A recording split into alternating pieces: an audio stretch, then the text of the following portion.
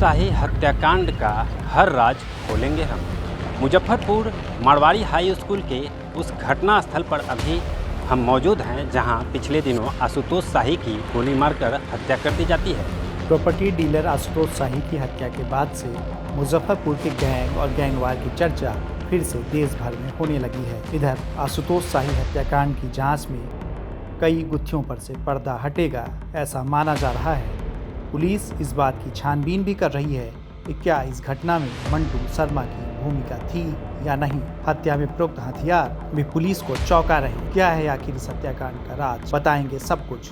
साथ ही बिहार में सबसे पहले AK-47 गड़ जाने वाले शहर की क्राइम हिस्ट्री क्या है, यह भी आपको दिखाएंगे। क्या कल्याणी स्थित यह मछली बाजार फिर से मौत की इस खेल की वजह बना? इस हत्याकांड से क्या पूर्व मेयर और प्रॉपर्टी डीलर आशुतोष शाही के गुरु कहे जाने वाले समीर कुमार हत्याकांड का कोई बड़ा कनेक्शन था? आखिर आशुतोष शाही को भी उसी मोहल्ले में गोली क्यों मारी गई जहां समीर कुमार को मारी गई थी? समीर कुमार की हत्या में भी हत्यारों ने 3 अन्य लोगों की हत्याएं की थी।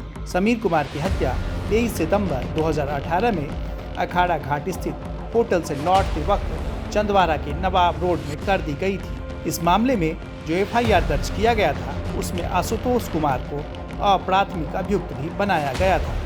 समीर हत्याकांड और आशुतोष शाही हत्याकांड, दोनों हत्याकांडों में मुजफ्फरपुर के कल्याणी मछली मंडी की चर्चा आती है। इस मछली मंडी से ही समीर कुमार हत्याकांड के तार जुड़े हैं और हो सकता है कि आशुतोष शाही की हत्या भी कहीं इसी मंडी के विवाद में तो नहीं हुई। आशुतोष शाही ने भी मछली मंडी की जमीन का कुछ हिस्सा खरीदा था। ये कल्याणी चौक का वही मछली मंडी है जो इस हत्याकांड की वजह हो सकती है। आपको बता दें कि पूर्व में जब समीर कुमार की हत्या होती है तो इसी मछली के मंडी का जिक्र होता है और कहीं न कहीं इसी मछली मंडी का तार उनसे भी जोड़ा जाता है। दरअसल कल्याणी मछली मंडी की मालकिन चित्रलेखा सिंह ने 10.25 कट्ठा जमीन आशुतोष शाही, शुभम सिंह और बिजनेसमैन शक्ति स्वरूप सिंह के नाम रजिस्टर्ड की थी। बताया जाता है कि इस जमीन को लेकर आशुतोष शाही और शहर के एक बड़े माफिया के बीच रंजिश चल रही थी। कुछ दिनों पहले आशुतोष शाही ने उद्धव माधव के साथ प्रॉपर्टी डीलिंग के लिए हाथ भी मिलाया था। इधर इस घटनास्थल से 5 खोखे बरामद किए गए हैं। ये खोखे 9 mm बोर से अधिक मोटे और हल्के हैं। बाकी खोखे 9.19 mm बोर के 16 खोखे भी बरामद किए गए हैं। पुलिस सूत्र बताते हैं कि 9.19 mm पारावेलम वेरिएंट की पिस्टल होती है जो कि असामान्य है। इसका प्रयोग पैरा कमांडो, NSG और विशेष बल ही करते हैं। वैसे 3.0 बोर की पिस्टल विदेश निर्मित होती है और इसमें गोल्ड, जिग्ना आदि नाम शामिल हैं। इन पिस्टलों की कीमत 7 से 8 लाख तक होती है। फिलहाल पुलिस इस जांच में जुटी है कि इन पिस्टलों का इस्तेमाल इस कांड में कैसे और किसके द्वारा किया गया।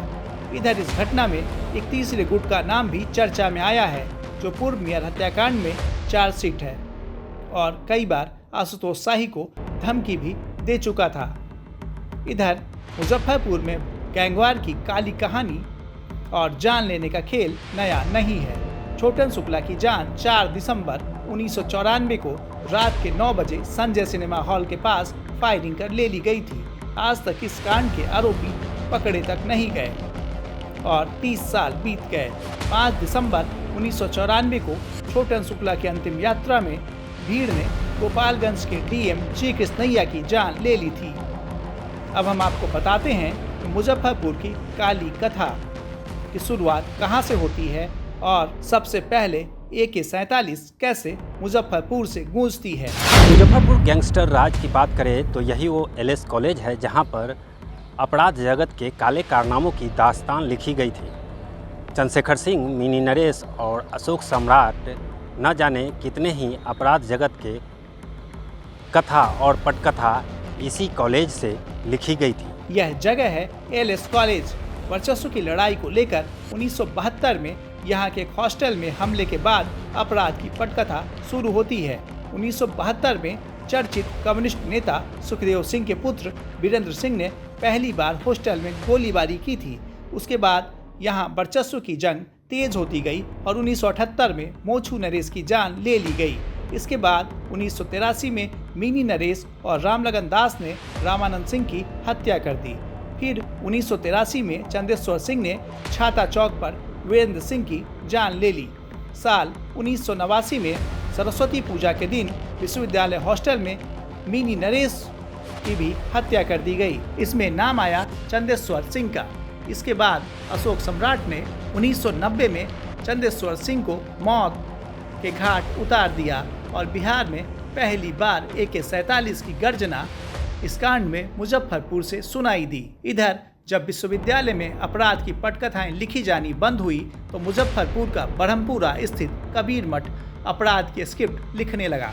कहा जाता है कि इस मठ से ही छोटन शुक्ला की हत्या की पटकथा लिखी गई थी। इस मठ पर वर्चस्व था मंत्री रहे बृज बिहारी प्रसाद का। बृज बिहारी प्रसाद की हत्या 1998 में पटना के इंदिरा गांधी आयुर्विज्ञान केंद्र में कर दी गई थी। तब वे मंत्री थे। इस घटना में श्री प्रकाश शुक्ला का नाम आया था और यहाँ भी AK-47 की तरतराहट गूंजी थी। फिलहाल आशुतोष शाही के शूटर की तलाश में पटना में भी पुलिस छापेमारी कर रही है। अब देखना है कि क्या इस हत्याकांड से पर्दा उठ पाता है या नहीं। दर्श न्यूज के लिए मुजफ्फरपुर से मुकेश ठाकुर की रिपोर्ट।